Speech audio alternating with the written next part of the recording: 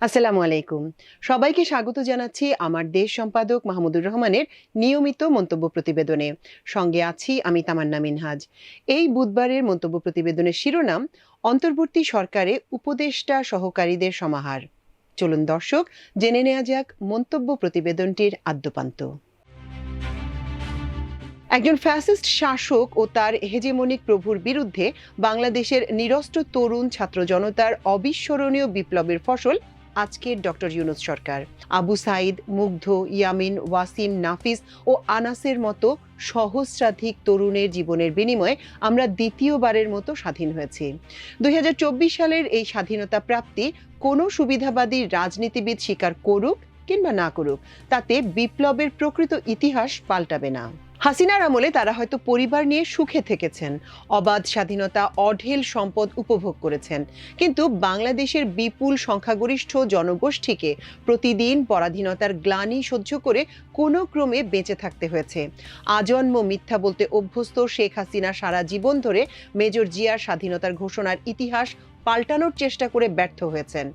এবারও আমি আশাবাদী, লুটেরা হাসিনার সমগোত্রীয় ভিন্ন দলের রাজনীতিবিদদের জুলাই বিপ্লবের ইতিহাস অস্বীকার করার চেষ্টা সফল হবে না।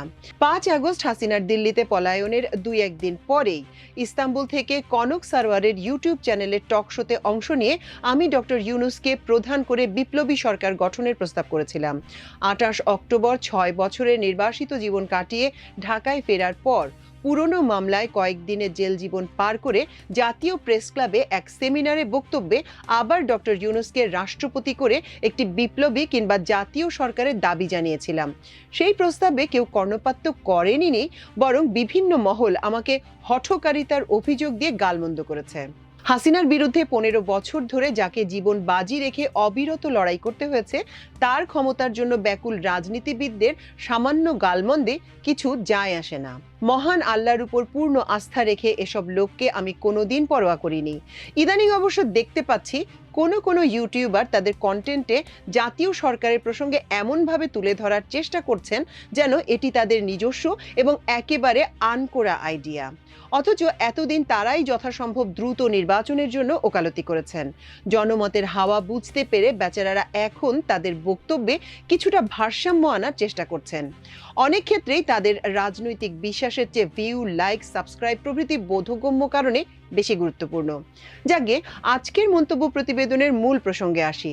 ডক্টর ইউনূস যে প্রায় 2 ডজন উপদেষ্টাকে নিয়ে 8 আগস্ট অন্তর্বর্তীকালীন সরকারের যাত্রা শুরু করেছিলেন, তাদের মধ্যে হাতে গোনা কয়েকজন মাত্র ফ্যাসিস্ট সরকারের 15 বছরের অপশাসনের বিরুদ্ধে যার যার সাধ্যমতো আওয়াজ তোলার সাহস দেখিয়েছিলেন। উপদেষ্টাদের অধিকাংশই হাসিনার আমলে হয় নীরব অথবা সরাসরি সুবিধাভোগী ছিলেন। হাসিনা ক্ষমতায় টিকে গেলে তাদের কোনো সমস্যা হতো না। অন্তর্বর্তী সরকার গঠনের পরেই শুরু হয়েছিল বেসুমার প্রয়োজনীয় এবং অপ্রয়োজনীয় সংস্কার কমিশনের প্রধান এবং প্রধান উপদেষ্টার বিশেষ সহকারী নিয়োগের মিছিল। আজ পর্যন্ত সেই মিছিলের কোনো শেষ দেখা যাচ্ছে না। এই গত সপ্তাহেও প্রতিমন্ত্রীর মর্যাদায় একজন নতুন ভাগ্যবান সাবেক আমলা সহকারী হিসেবে নিয়োগ পেয়েছেন। এখন পর্যন্ত আমার জানা মতে অন্তর্বর্তী সরকারে এ জাতীয় নিয়োগপ্রাপ্তদের সংখ্যা এখানে উল্লেখ করা তালিকায় পাঠকদের অবগতির জন্য উদ্ধৃত করলাম।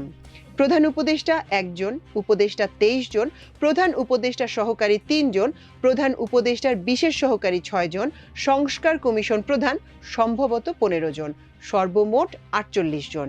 আমার ধারণা কেবল ওপরের 48 জনই নয়, এর বাইরেও বিভিন্ন পদমর্যাদায় অন্য নিয়োগপ্রাপ্তরা রয়েছেন। 2 দশক আগে সরকারের ছোটখাটো দায়িত্ব পালন করার অভিজ্ঞতা আমার হয়েছিল। যতদূর মনে আছে, তৎকালীন 4 দলীয় জোট সরকারের 60 জনের মন্ত্রী প্রতিমন্ত্রী ছিলেন। তখনকার পত্রপত্রিকায় সেই মন্ত্রিসভাকে জাম্বো ও ঢাউস আখ্যা দিয়ে প্রচুর ট্রল করা হয়েছিল। সেই সময় আমাদের মধ্যে সরকারের আকার যথাসম্ভব ছোট করে দরিদ্র দেশের রাজস্ব ব্যয় কমানোর পন্থা নিয়ে বেশ আলোচনা হতো। বিশ্ব ব্যাংক ও এডিবির মতো আন্তর্জাতিক বহুপক্ষীয় প্রতিষ্ঠান থেকে এ বিষয়ে পরামর্শ আসতো। তৎকালীন অর্থমন্ত্রী সাইফুর রহমান সরকারের আকার ছোট করা নিয়ে বেশ সোচ্চার ছিলেন। অবশ্য একটি রাজনৈতিক সরকারের নানা রকম বাধ্যবাধকতা এবং দলের মধ্যে সমন্বয়ের প্রয়োজনীয়তার কারণে সরকারের আকার প্রত্যাশা অনুযায়ী ছোট করা সবসময় সম্ভব হয় না।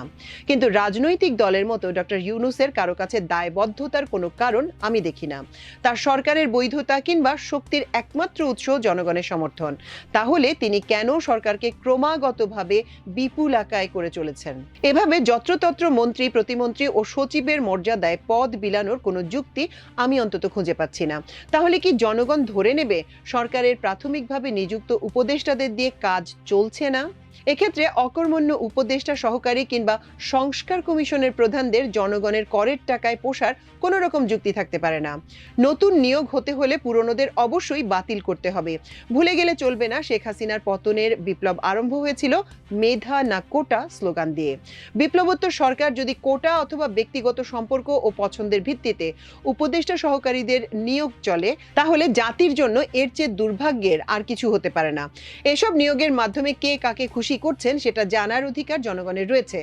মনে রাখতে হবে, যেহেতু দেশে এখন জনগণের সরাসরি ভোটে নির্বাচিত কোনো সংসদ নেই, কাজেই উপদেষ্টা ও সহকারী জনগণের কাছে জবাবদিহি করতে বাধ্য। আমি মনে করি মাসে অন্তত একবার প্রতিটি মন্ত্রণালয়ের ভারপ্রাপ্ত উপদেষ্টা অথবা বিশেষ সহকারীর মন্ত্রণালয়ের সার্বিক কাজকর্ম নিয়ে আনুষ্ঠানিকভাবে সংবাদ সম্মেলন করা উচিত। আমার এই পরামর্শ গ্রহণ করা কিংবা না করা তাদের এখতিয়ার। সরকারের দায়িত্ব নিয়ে ডক্টর ইউনূস বলেছিলেন একমাত্র ছাত্ররা তার নিয়োগকর্তা। এখন প্রশ্ন হলো, তার উপদেষ্টা, সহকারী, ছায়া সহকারী, বিভিন্ন সংস্কার কমিশনের প্রধানদের নিয়োগকর্তাও কি ছাত্ররাই? নাকি সেই নিয়োগ দিচ্ছেন সরাসরি তিনি নিজে অথবা অন্য কোনো প্রভাবশালী মহল? দেশ বিদেশ থেকে নিয়োগপ্রাপ্তদের অনেকেই জনগণের কাছে প্রায় অপরিচিত। শেখ হাসিনার দানবীয় শাসনকালে এদের অধিকাংশকে কখনো মুখ খুলতে দেখা যায়নি। কারো কারো বিরুদ্ধে শেখ হাসিনার পক্ষে দালালির অভিযোগও রয়েছে। ফ্যাসিস্ট সরকারের দুর্নীতি ও গুরুতর মানবাধিকার লঙ্ঘনের ঘটনাকে এদের অনেকেই দেখেও না দেখার ভান করেছেন। কেউ প্রচ্ছন্নভাবে হাসিনার জুলুমের বৈধতা দেওয়ারও চেষ্টা করেছেন।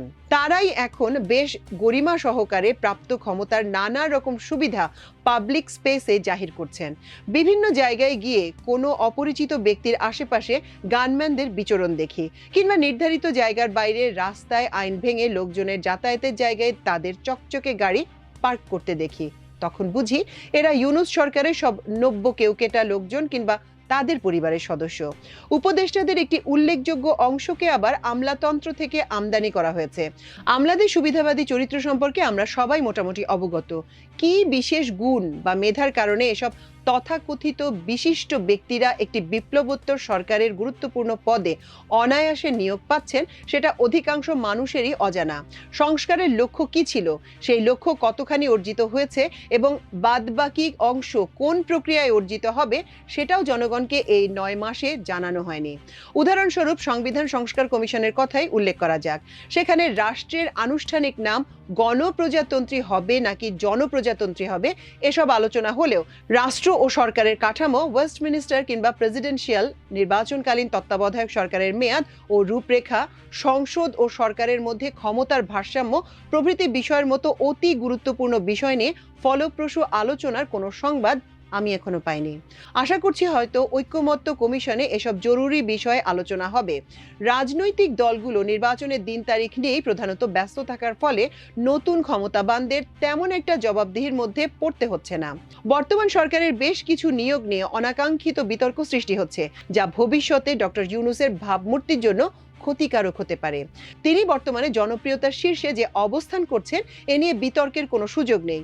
আবেগের বশবর্তী হয়ে অনেকে ডক্টর ইউনূসকে কোনো নির্বাচন ছাড়াই 5 বছর ক্ষমতায় রেখে দেওয়ার দাবি সামাজিক যোগাযোগ মাধ্যমে তুলছেন।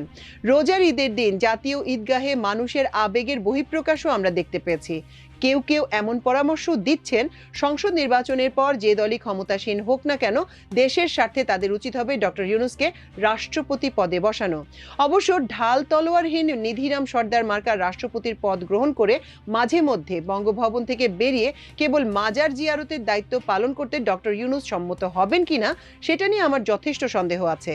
তবে তার বিপুল জনপ্রিয়তার বিষয়টি টের পেয়ে বিএনপি পর্যন্ত নির্বাচনের ইস্যুতে সুর নরম করতে দৃশ্যত বাধ্য হয়েছে। এবার আমার স্বভাব অনুযায়ী জনমতের বিরুদ্ধে গিয়ে খানিকটা তিক্ত সতর্কবার্তা দিয়ে রাখছি। অতীতে দেখা গেছে এদেশে জনপ্রিয়তা বেশ ক্ষণস্থায়ী ব্যাপার। 1972 সালে 10 জানুয়ারি কি বিপুল জনপ্রিয়তা নিয়ে শেখ মুজিবুর রহমান পাকিস্তান থেকে বাংলাদেশে ফিরেছিলেন, সেটা আমার নিজের চোখে দেখা।